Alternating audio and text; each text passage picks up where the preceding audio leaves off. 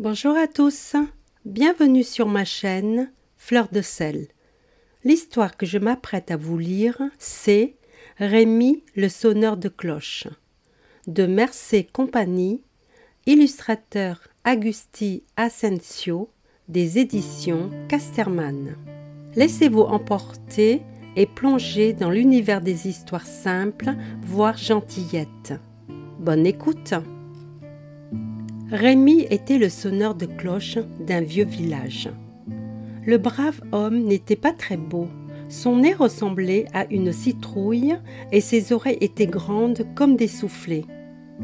Mais il avait des mains d'ange. Personne ne savait, comme lui, faire chanter les cloches de l'église. Son costume de vieil artiste avec ses poches pleines de caramel attirait les enfants et tous se rassemblaient autour de lui pour le voir jouer. Ding-dong! Les cloches carillonnaient et leurs sons harmonieux explosaient comme un feu d'artifice sous le ciel rouge du soir. Les habitants du village, admiratifs, disaient « Quand Rémi fait sonner les cloches, même les oiseaux se taisent pour écouter. » C'était vrai, rien ne bougeait. Seules les notes précieuses et légères volaient dans l'air. Quelle était belle et gaie sa musique! Tout le monde était content de ces concerts magnifiques. Mais, une nuit, un grand malheur s'abattit sur le village. Les nuages tambourinèrent et se déchirèrent en 1000 éclairs. La récolte de tomates fut inondée, les laitues brûlaient et ce qui fut pire, la foudre détruisit la corde des cloches. Celles-ci tombèrent dans un horrible fracas. Les coups les fêlèrent et il ne fut plus possible de leur arracher le moindre son. Rémi fut accablé. « Que vais-je faire ? Pauvre de moi, je ne connais pas d'autre métier. » Le maire, qui avait bon cœur, le consola. « Ne t'en fais pas, je les ferai réparer. Elles seront bientôt comme neuves. » Le village se rassembla. Tous les habitants lui proposèrent du travail. L'un voulut partager son atelier de menuiserie, l'autre son champ, le troisième lui offrit un emploi de peintre en bâtiment. Les enfants compatissants lui suggérèrent même de vendre ses bonbons. On ne savait qu'inventer pour réconforter le malheureux. Rémi refusa toutes ces offres avec amabilité. « Merci, mes amis, dit-il. Vous êtes gentils, mais mon métier est sonneur de cloches. J'irai dans un autre village pour l'exercer et quand celles-ci seront arrangées, je reviendrai jouer à nouveau parmi vous. » Le lendemain, très tôt, Rémi s'en alla. Il marcha toute la journée. Le soleil était à son zénith lorsque le sonneur atteignit un village au pied de la montagne. « Dis-moi, mon ami, demanda-t-il à un berger, avez-vous des cloches dans ce village ?» L'homme parut surpris, mais dit « Vous pouvez peut-être en trouver au cou de quelques vaches. » Rémi était perplexe. Il se demandait comment obtenir un son harmonieux d'une cloche de vache. Il expliqua alors ce qu'il était venu chercher. Le berger lui conseilla « Vous devriez aller plus loin, de l'autre côté de la montagne. Mais le chemin est long, une charrette passe une fois par semaine. Pourquoi ne pas rester dans notre hameau en l'attendant ?» Le sonneur regarda autour de lui. Le village paraissait accueillant et agréable. Il décida de suivre ce conseil. Où puis-je trouver du travail et un logement ? À l'hôtel de la place, il y a toujours une chambre propre et un repas chaud. J'ai un travail pour vous, si vous le désirez.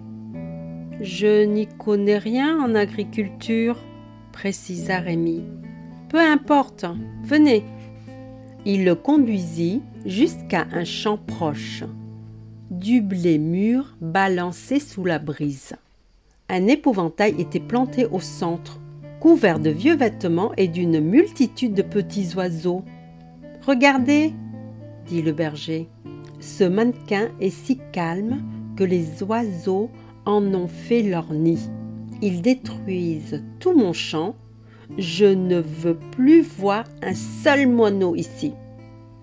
Seriez-vous capable de remplacer ce vieil immobile qui n'est bon à rien ?» Mais Rémi eut une meilleure idée. Il attacha une corde au chapeau de l'épouvantail, une autre à sa main gauche, une troisième à la droite et une dernière au bas de la jaquette. Il se plaça au bord du champ et tira les ficelles. La poupée de bois et de toile se mit alors à danser comme si elle suivait le rythme d'une mystérieuse mélodie. Tantôt elle levait un bras, tantôt elle saluait de son chapeau. En peu de temps, la rumeur circula dans le village qu'un homme aux mains d'ange faisait danser un épouvantail. « Venez, venez voir !» Avec la rapidité d'un tourbillon de poussière, chacun connut la nouvelle. Tous accoururent au champ pour voir le prodige. Le pantin continua de plus belle. Personne n'avait encore vu un tel spectacle. Les applaudissements fusèrent. Ce fut la fête dans la campagne. Mathias, le fils du berger, apporta sa flûte et Firmin, son ami, l'accompagna au tambour. Garçons et filles dansèrent au bord des labours. On parla de 1001 choses. Les bergers se taquinèrent joyeusement. Les jours passèrent comme un coup de vent. La charrette qui reliait les deux villages avait déjà fait plusieurs voyages, aller-retour. Rémi était si content de son nouveau travail qu'il en oubliait ses cloches. Mais un jour, arriva Manuel, le fils du maire de son village. Il lui dit que les cloches étaient réparées et que les villageois l'attendaient avec impatience. Rémi hésita. Il était si bien près de ce merveilleux champ. L'épouvantail était devenu pour lui un ami muet. Manuel insista. Rémi se décida. Son ancien métier l'emporta. Il agita une dernière fois sa marionnette, dont les bras s'élevèrent comme pour lui dire au revoir. Il fit ses bagages. Avec une certaine tristesse, il fit ses adieux à ses nouveaux amis. Il promit de revenir enseigner le maniement de l'épouvantail à ceux qui le désiraient. Tous lui dirent au revoir avec affection.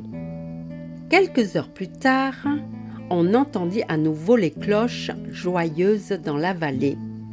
Les habitants du village se dirent les uns aux autres. Rémi a dû beaucoup s'entraîner chez nos voisins, car il joue encore mieux qu'avant. Et voilà, c'est fini. À bientôt les amis.